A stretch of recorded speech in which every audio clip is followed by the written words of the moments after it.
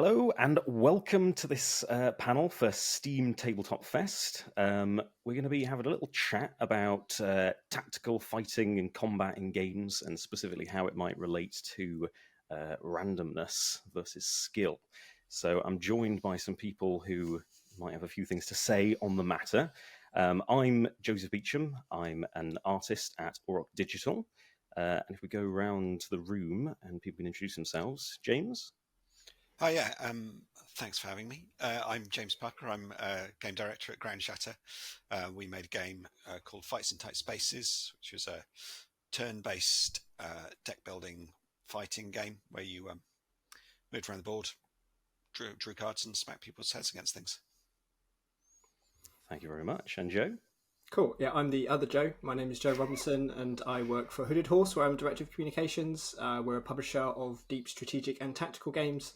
You may have heard us from things like Manor Lords to Xenonauts 2 to Terra Invicta and many, many other games besides.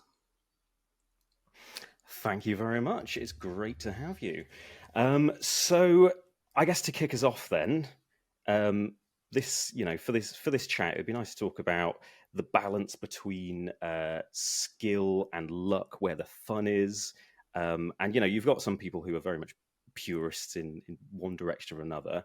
But yeah, I'd be curious to hear, do either of you have a strong preference one way or another? Is it all about the skill? Is it all about just, random tense chance for you? I mean, what's your feelings there, Joe? It's a fine art. Like, I was a big fan of Firaxis's XCOM reboot, for example, when that hit like PC and console and things, and that managed to hit some kind of sweet spot between challenging you, keeping you on your toes, stopping you from feeling comfortable, but also felt like you were making kind of meaningful actions and decisions at every turn. So yeah, sometimes you'd miss a shot, but most of the times you'd hit them, and most of the times your kind of tactical plan on the tactical kind of sphere would pan out brilliantly. Sometimes you'd accidentally trigger an encounter and you'd all get slaughtered, but the game didn't punish you. Like, it was some serious consequences, but you didn't get too badly punished for stuff like that. And I think that kind of sweet spot is what game designers can strive for when they're trying to sort of convey randomness and the vagaries of chance and fate in tactical engagements, especially turn-based ones where the action can be paused and bit start stop depending on how the game's designed. Absolutely. What do you reckon, James? Yeah, I think there's I think it varies from title to title. Obviously, I think I mean, very few games are purely deterministic throughout. I think that even in things like you might consider in quite or totally skill-based things like Doom, and the pattern of your shotgun blast is randomized. There are elements in any game where chance plays a part from kind of small elements like that to the entire thing being based on the roll of dice, either explicitly or implicitly. So I think there's an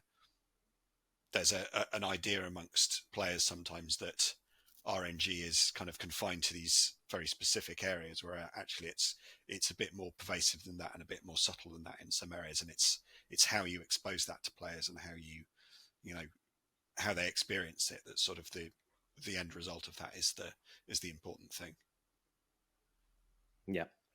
I mean, a game that we released recently at Auroch was Boltgun, and even that, which is proudly quite linear, not heavy on the tactics. Even in a game like that, there are certainly elements that have a degree of randomization to it in certain how enemies might spawn. There's a lot you can do to master a particular skill set, and memorizing levels, and it's not going to shift dramatically one playthrough to the next. But again, even in a game like that, we always want just a pinch of the randomness, because it can just bring, again, a certain amount of unpredictability there that is quite engaging for players. I mean, yeah, that sort of makes me wonder a bit about the concept of fairness that you might have.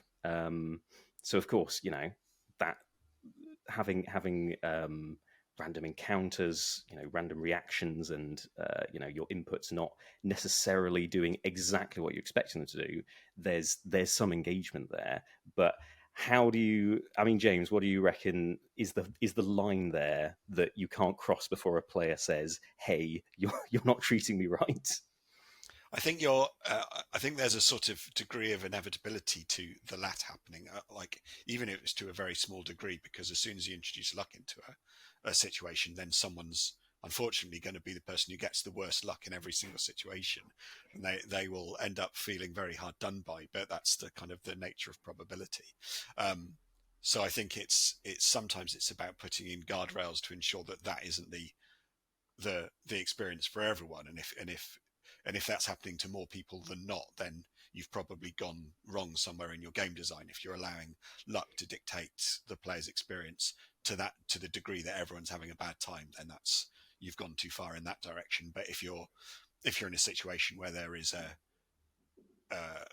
almost no ability for players to fail because you've shaved all of those possible edges off, then again they're going to have an incomplete experience as well. So it's about finding the things that both are fair and feel fair, and those are sometimes two different things. There's I know we have situations in fights where the whole point of fights is that you are dealt a deck of cards, a hand of cards, and you're using them to play out these action movie style fighting sequences, and the whole point of it is to sort of replicate that thing that you sort of imagine is going on in these action heroes' heads, which is they are improvising with the situation that they're given. And you wouldn't get that if the deck was fixed every time and player knew exactly what to do. Then you lose that whole element of the lore, and you also don't have that aspect of the game where players feel like they're pushing their way out of these situations.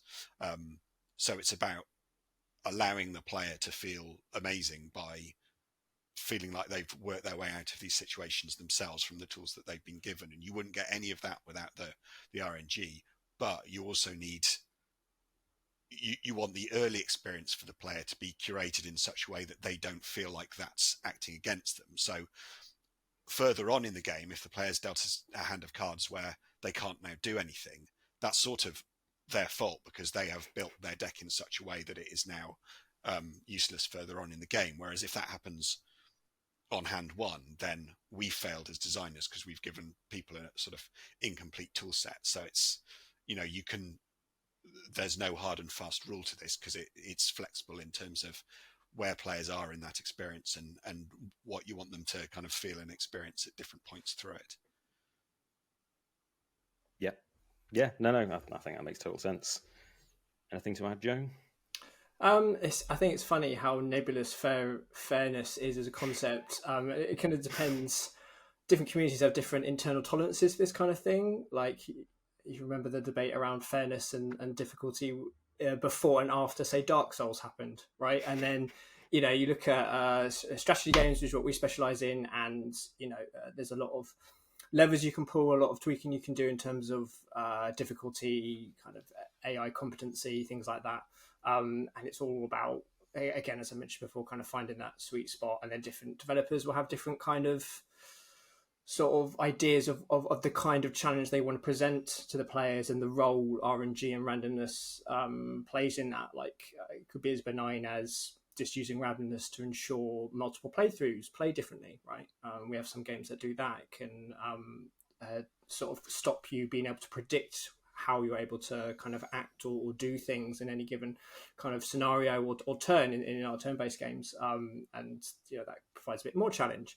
And yeah, as James mentioned, like, depending on how you design these things, how you kind of tweak and kind of set the number values when you design the game, can really influence the player's ability to kind of view the world, view whether they're being treated fairly by the game and its world. And I guess it's trying to annoy the least amount of people whilst providing the maximum amount of fun. Yeah, I think there's a thing as well, like with a physical board game, when a player rolls a dice, they will accept that they've rolled a bad number. But in a digital game, the further you get away from that sort of tactile experience of rolling the dice, the more the expectation is that something is being massaged behind the scenes, so that when XCOM says you've got an 80% chance of hitting and you miss, you go, well, the game's cheating me out of this hit, because 80% is a really good chance of hitting. Whereas you roll a dice and you roll a 9 and you miss, then that's you. Whereas in the game, that's the game. So I think there's definite perception issues that kind of play, like natural human perception issues that play into this, where you think, well, was it me or was it the game? It can come down to scenario design as well. Like one of our games, Terra Victor, it's kind of the XCOM premise, but taken to the grand strategic layer. So like the alien invasion is happening in real time as you play the game. You're trying to unite the warring factions of Earth and then kind of build up infrastructure and defenses to fight the aliens. And the aliens have like overwhelming technological supremacy at the start of the game, and that can be almost impossible for the players to deal with. But provided you're providing them a path through to, right, well, I can do this tech, I can secure these resources, I can manipulate this stuff, then you kind of feel like, as a player, you feel like you still have options in spite of facing overwhelming and superior odds, and the laser beams will just blow up your ships to Kingdom Come the moment they look at you, that kind of thing. So the context matters so much when you're considering fairness and how you're setting things like difficulty, things like the role of RNG in games and things like that. So yeah, and then of course you've got games where it's sort of it's quite front and center that they're quite proudly unfair. So you'd have something like a Darkest Dungeon where because there's a thematic implication that you're going into a dark and sinister and unfair world, when the players might be presented with these situations where again it's like, what could I have done there? There's nothing I could have done to stop my favorite character from dying. Instead of having a sort of quite angry, reluctant response to that, it sort of helps actually build up this quite oppressive world building.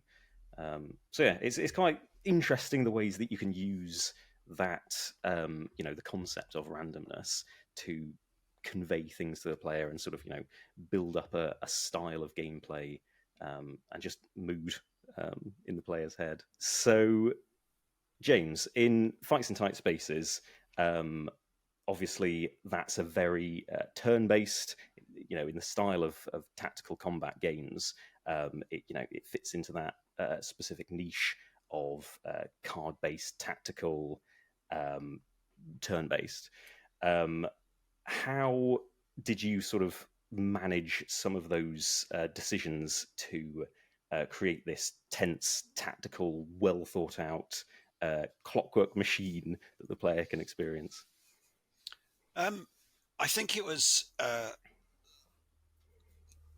largely I design games that I want to kind of convey a certain feeling, and like I was saying before, I wanted to have that thing which was, like in the Guy Ritchie Sherlock Holmes, where he plans out all of the moves that he's going to do to take out this bad guy before he does them. There's a sort of idea that you have in your head that this is how these cool action heroes are behaving. They're looking at the environment, they're looking at the enemies, and then they're plotting out what they're going to do. And so it was sort of from that core that we kind of get the basis of what Fights in Tight Spaces is. And we wanted to do something that wasn't just, playing cards and they have their actions, a Slay the Spire type experience, which is like Slay the Spire is an incredible game and a huge influence. But in order to have something on top of that was a bit more dynamic and kind of thematically appropriate, we wanted to have these spatial puzzles that you're effectively completing at the same time. And so the kind of crux of the design problem came when I introduced cards to it, like to have that idea that you are being given these tools but in a random order at different times that you can then put together in these sequences, and that really works to kind of carry across that feeling that you are this super spy going around battering folk in various bathrooms and kitchens. And as soon as those pieces fall together, you kind of the randomness becomes a feature, and also it's the other thing we were trying to do was make it appealing potentially to people from outside of that kind of deck building tactical world by giving it this sheen and giving it this theme and making it a bit more accessible in certain ways, that we were kind of introducing some players who wouldn't necessarily have played those games before. They see cool action fighting in the trailer, they think, I want to go at this, and then when they play the game, they kind of learn about how it's constructed and how they can kind of create those sequences themselves. Yeah. Oh yeah, it's a really compelling way to, I mean, yeah, all the influences you were mentioning there. You know, when you do play Fights in Tight Spaces, you do definitely feel like you're the the tactical mastermind, doing the right thing at the right time, and you sort of thank your previous self for making right decisions there. I mean, yeah, zooming out a little bit from a room where people are punching each other to something a bit more of a grand strategic warfare type thing. I'm thinking of Xenonauts 2. Joe, how do you reckon? Again, a lot of similarities, a lot of overlap there. How do you reckon a game like that takes some of those same concepts for a slightly different genre? Sure. So, Xenauts, we were talking about XCOM earlier. Xenauts 2 is kind of like our old school homage to the original XCOM games. So it's a sci-fi strategy game about fighting off an alien invasion as a clandestine organization called the Xenonauts. And it has a mixture of real-time sort of strategic layer and base management, and then the turn-based, squad-based tactical battles where it's your squad versus the alien squads and things like that. And the role that randomness and RNG plays in kind of each part of the game is different. So on the strategic layer, obviously you've got your cool geoscape. You can see it rotate in real time, and then the way the aliens turn up. So what they turn up in, where they turn up. If you manage to shoot them down, where they kind of crash, and kind of the map you end up fighting on. All these things are sort of randomized or kind of procedural up to a point,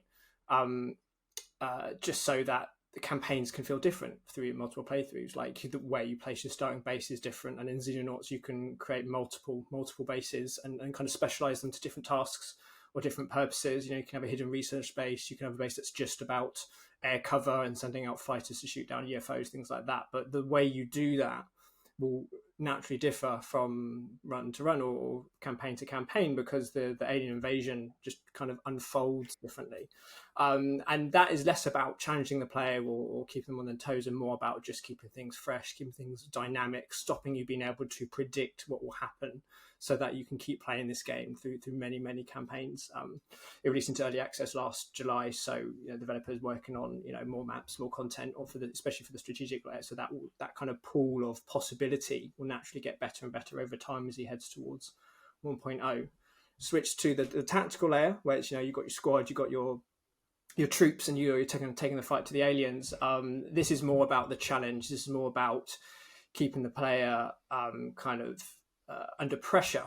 And we talked about fairness earlier, and that kind of fine space between punishing or sort of inspiring pressure, and the very simplest kind of presentation of randomness is the hit chance. You've got a 99% hit chance, so you're going to miss, obviously, and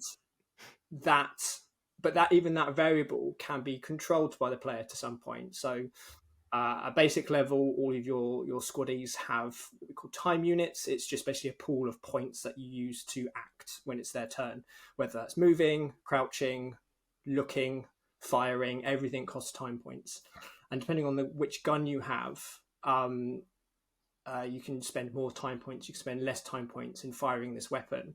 Will affect your accuracy. So if you sort of spend more time points, you're sort of taking your time with the shot, aiming carefully, however you really want to kind of present it in your mind, and your accuracy will be better.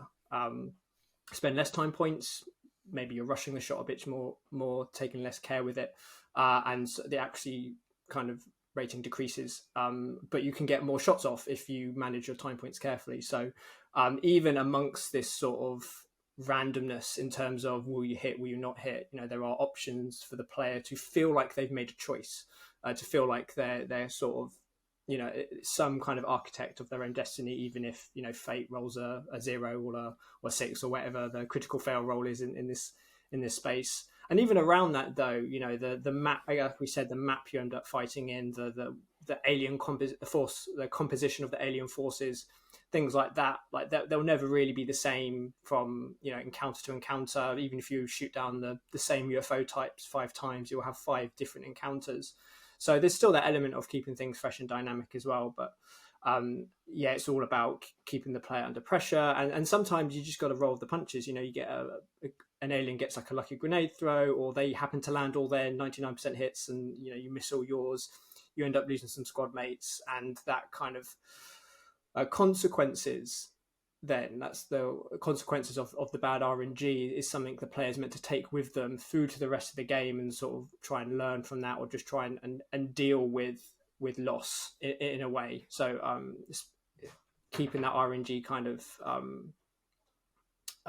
fair as much as it can be can teach the player about loss, teach them about things like this, but without it being punishing and too harsh on the player. Yeah. I mean, I think you know, it's interesting to think about the concept of randomness being potentially sometimes a bit of a counterbalance on the fact that with some of these games you do have time to stop and make a calculated decision, versus a game where it's like you are not given that luxury. You've got to make a choice here and then. So yeah, I mean, to what degree do you think that sometimes plays a role in tactical games like these, where obviously we've spoken about how randomness can serve all these functions, but how much of it do you think ever is involved in just trying to make things a little bit more difficult for the player because, you know, they've got all the time in the world to make the correct decision here? Is that something that was ever considered, James, for fights? Yeah, I think so. I think you get a very different set of challenges when you're making a turn-based game than when you're making a real-time game, because the skill comes from a different area.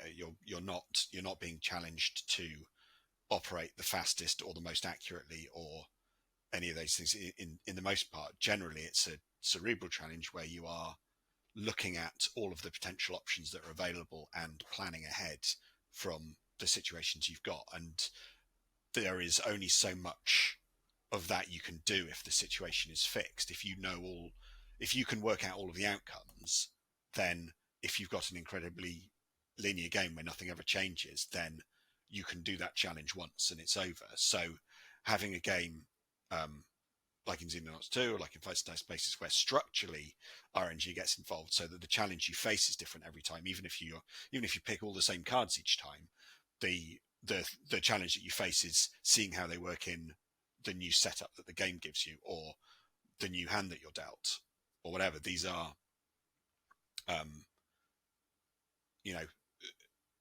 the challenge becomes working out what you're going to do in the exact situation that faces you now, rather than learning to do all of the things as quick as you can, as best as you can, as you would get in a real-time game. Yep. And I mean, you know, with these games where you might want to be giving the player a bit of a power fantasy in terms of their tactical skill and how much they've learned to, you know, really master some kind of combat. If you don't have any degree of unpredictability in there, I can imagine there's quite a risk that it just ends up feeling like a memory game, where it's just a case of memorizing an exact sequence that you need to do. And that's not to say there aren't games that do sort of, you know, go a bit more down that path, and that can be compelling in its own way. But it doesn't give you quite the same sense of, you know, you've really learned something. You've learned a different way of thinking, you know, which might be, you know, learning to punch real good.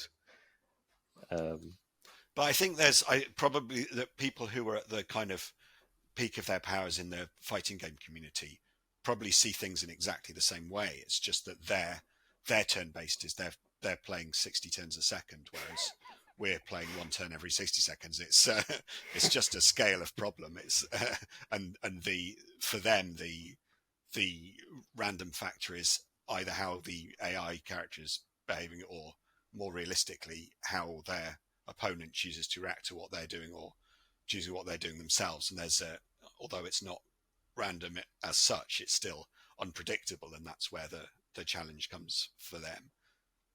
And even in kind of a turn-based environment where there's no kind of overbearing randomness, there's still sometimes a puzzle to be solved. Game we had in Next Fest just recently, Breachway. It's not too dissimilar to Fights in Tight Spaces, but it's a kind of a sci-fi space strategy game. It's got elements of roguelike and deck building mechanics in it. So you have a deck of cards that's given to you, and that's your kind of this is what you can do in your turn with these cards, and you have like resource points as well that kind of further place limitations on your ability to act. And it can be as simple as trying to manage your opponent whilst you're engaging in this kind of tit for tat encounter. So in Breachway, you'll have enemy ships, and they have their own kind of cards and abilities that they fire off. It's a bit asymmetrical in the sense that they don't play to the exact same rules as the player does, but they are using the same kind of ability cards. And what you can do is that if you hit the equipment slot enough times, you disable it for a turn, and so then they're unable to act. So all these things kind of combine to, so these are the cards I've got, these are the resources I've got, this is my enemy, and this is what they're going to do in X turns if I don't do this, this, and this. And this is the puzzle you're trying to kind of piece together and use it to obviously defeat your opponent. But if you can't defeat them there and then you're just trying to manage them until you can defeat them. So you're kind of deferring and kind of trying to eke your way towards that ultimate victory. So even then, there's always kind of a puzzle to solve, even if randomness doesn't play a huge kind of part in that.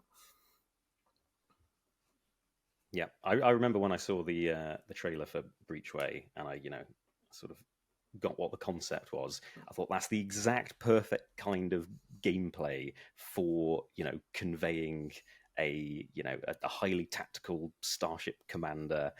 Is exactly the sort of game that can give you put you in those shoes in the exact same way as in Fights in Tight Spaces. You make the player feel like they're this elite agent who knows how to do all these things and can do them perfectly, thinking that you're going through dangerous space, but you know your ship, and you know which buttons to press. I always enjoy where the sort of the sort of thematic narrative lines up really well with how the player is actually going to feel when they're using those abilities.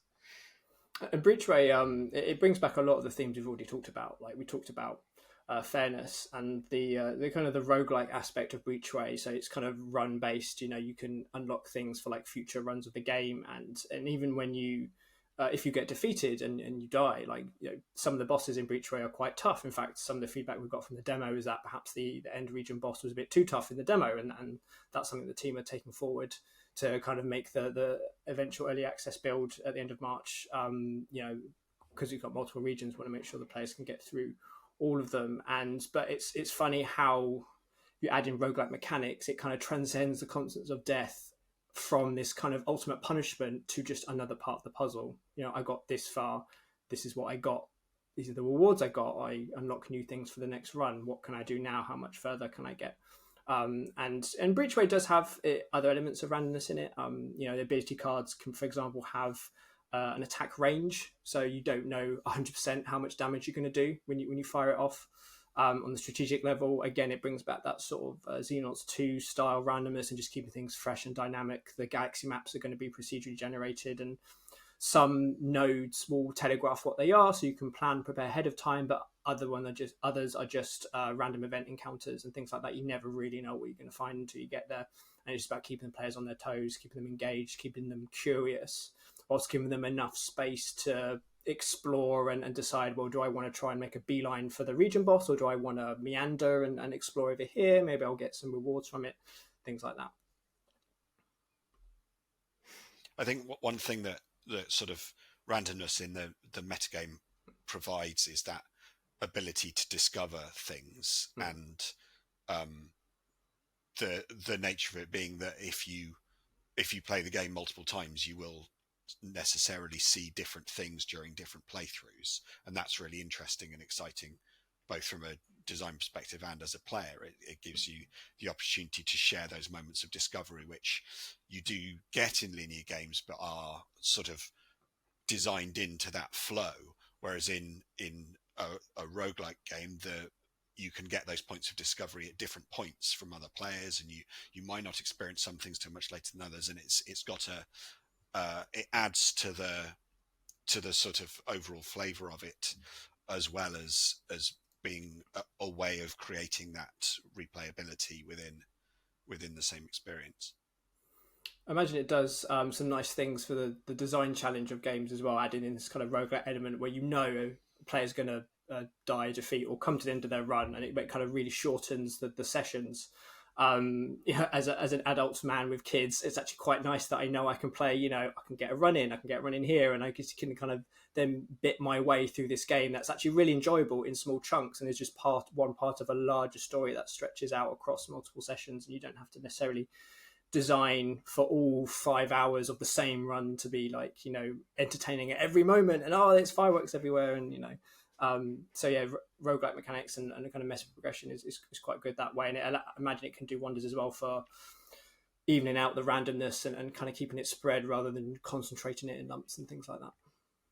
I do like a daily play for that reason, that like all of your players who are playing the game get that same randomness. So if it's unfair, it doesn't matter because everyone sees the same unfairness. Or if it's really easy, it doesn't matter because everyone gets the same level of easiness and they can work within those constraints. It sort of brings people together and the shared experience. And even though it was generated randomly, at the point at which that happens, it becomes fixed, and therefore everyone experiences that same set of things for that day. And that's it's nice to have that shared experience, but it's also nice to see how the game changes from day to day as you adjust those factors that are kind of involved in the process of generating that run that everyone can have a go at. And then like with fights on our Discord, people will discuss the daily play and talk about where they got in trouble or what paths they took or whether they enjoyed it or not, or challenge one another to get the best score. It's kind of it adds a whole extra layer to the player's experience of the game. Yep. I mean, I think if there's one thing we've kind of settled on is that there's no perfect point along the spectrum of randomness versus skill that is necessarily the right spot for all games. There's going to be different spots that work better for different experiences that you're trying to convey, and of course, different players are going to get more enjoyment at different points along that line. Talking about people's personal tastes, then. For both of you, then, whereabouts? Well, obviously, we'll work in games, so our influence is sometimes put out there. But in terms of making your perfect game experience, or one of your perfect game experiences, whereabouts along there would you say is just right for you? Maybe in something that you've played recently. And as a follow-up to that, if you've got any thoughts there, has that changed at all as you've gotten older? Were you more interested in tactical or skill-based games at one point, whereas now you've drifted more towards the other end of the spectrum? I think for me, it's less about kind of skill or randomness. It's more about time. Just don't have enough time for anything these days. But I've really enjoyed a lot of the kind of micro evolutions in kind of tactical and strategy space, especially when you tack on like roguelike or I actually really like card games. So Breachway's kind of micro deck builder mechanic is actually really fun. And we've got a surprising amount of games with kind of roguelike mechanics in them. So Against the Storm, Super Fantasy Kingdom, and it's all about just having these really kind of cool smaller sessions that have a lot of fun, a lot of really interesting decisions to make in a really nice, concise set of time. And then, you can take the rewards from that, you can take the decision maker from that, and you either go into another run straight away if you've got time, or you save it for the next night, or, whenever the kids aren't going ballistic on you. And things like that, I think, are what I've really appreciated, and how my personal tastes have changed. Like, I spent a career covering strategy games as a journalist since about 2008, 2009.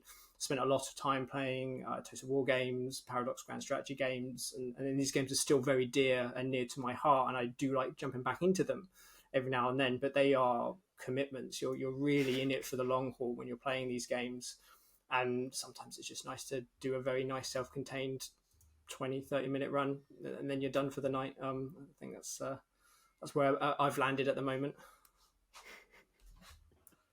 I think for me, because I'm sort of so immersed in that day to day making the game and working on it and playing other games, similar games for research. I think when I kick back, I tend to go the other direction, and I will play Call of Duty, which is, I mean, pretty skill based, except if I'm playing when it's very non-skill based. And I've recently been playing Spider-Man 2 on PlayStation, and that's, that is a old-fashioned game, I suppose, in that regard, that it's big story-based, button pushing and swinging about and having a lovely old time. It's the randomness in that is largely hidden away, and it's mostly about doing the right things at the right time, and you can kind of immerse yourself in that and fall away into that world in a really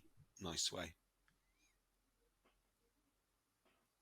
Oh yeah, so zooming out a bit in terms of trends and player expectations, we spoke a bit before about how players in general seem a lot more forgiving of randomness when it does come from a physical object that they are throwing and they can see with their eyes how it's landed. And of course, the concept of randomness in combat goes back till the beginning of time with tabletop RPGs. So apart from the fact that obviously, technology has advanced and shifted, not to say that the tabletop RPG space isn't still very much alive and well, do you think there's been any shifts in player expectations or, fashions even, in terms of what a player might expect in terms of randomness? I think there's possibly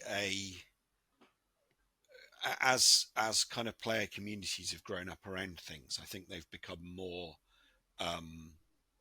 strident about their thoughts about RNG, or at least their perception thereof. And I think there's a sort of, it's sometimes used as an easy stick to beat people and say, oh, your RNG is bad, which in some cases is probably true, and is in some cases is probably someone misunderstanding how probability works. It's it's become a discussion point outside of the games themselves, which feels like a change to me. I don't think necessarily the games have changed. I think there's probably there are more games in general, and I think people are focusing more on their chosen genres a lot more often. So I think games like ours that have it as a feature, for want of a better word, are going to get a degree of scrutiny on that front. But like, one of the things that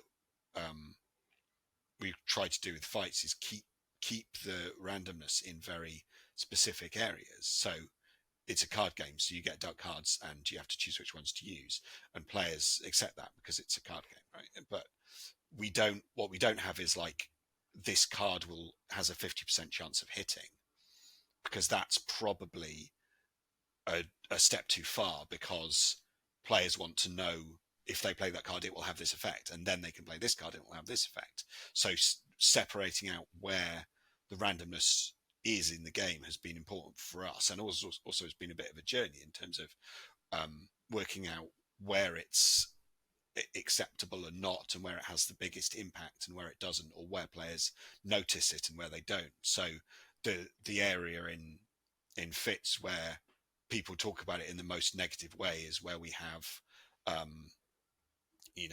these interactions that happen between fights, where you'll get a simple choice, you'll get a little description of an event that's happened, and you'll choose to do one route or another, and sometimes they have percentage chances in. So you'll say, oh, I want to, shoot the bad guy, and there's a 50% chance it will be the right person and you'll get a reward. There'll be a 50% chance it's the wrong person and you'll get punished.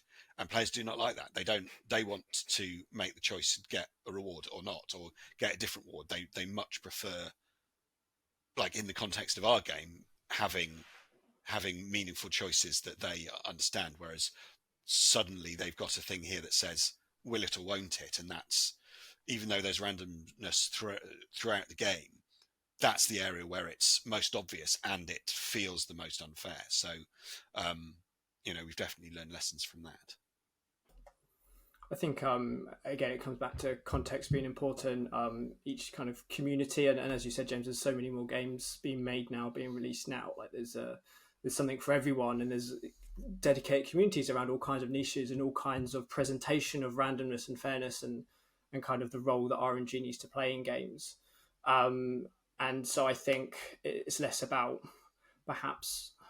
I mean, it is about player expectations, but it's about communities sort of solidifying, like you said, their own expectations and thoughts around this game.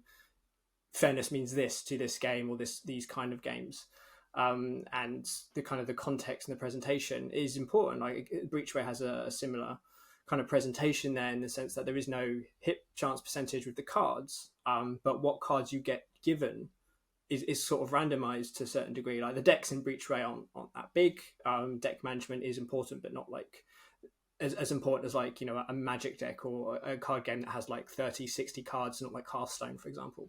But it's, you get given 4 or 5 cards and you don't know what to expect. And so, right, okay, so what are the choices I have here in terms of playing these cards in the right way, in the right order, pairing that with the amount of resources your ship has generated this turn.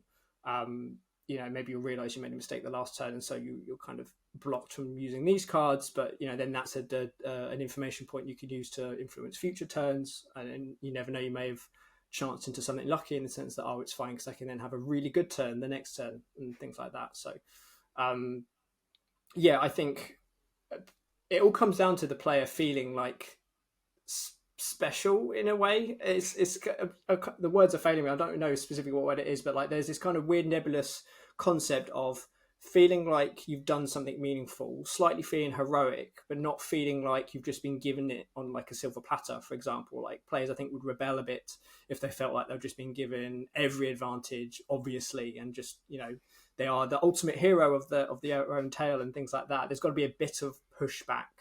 It's like that bit from the first Matrix film, right, where they made the perfect utopia the first time round and everyone died because people knew it was fake. Gamers have a kind of a similar sixth sense about this. They can tell if things are going too well or even what they think is too badly. And then their sensitivity to that can depend on what other games they're used to. I remember the first time I tried a Dark Souls style game and I was horrified because it was just so hard. I didn't know what was going on. So yeah, context and kind of community expectations can be really important in this space, but there's so many micro communities and so many different takes on this, and there's enough players around enough communities that they all kind of matter in their own way, depending on what game you're making. But the moments that players remember are the times when they've kind of faced adversity and won. And if those moments are unique to them as well, then that's even better. If they've found themselves in a situation that has been generated at runtime and they fight their way out against impossible odds or defeat a bad guy when they've only got 1 health left or any of these things, those are the moments of victory and the moments they'll remember. Or conversely, they'll feel like they deserve to lose if they went into a big encounter with only 1 health. But yeah, and it's those come out of having randomness in the game, because otherwise you're having the exact same moment of adversity to fight through as everybody else, and that's somehow not quite as fulfilling.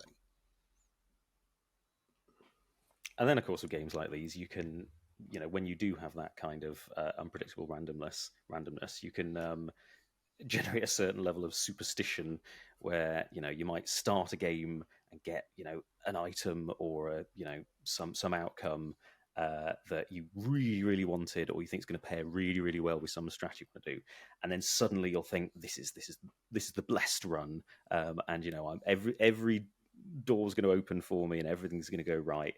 And it's very easy on those to sort of ignore where things haven't actually gone right because this is the blessed run. This is where it's actually all going to work out.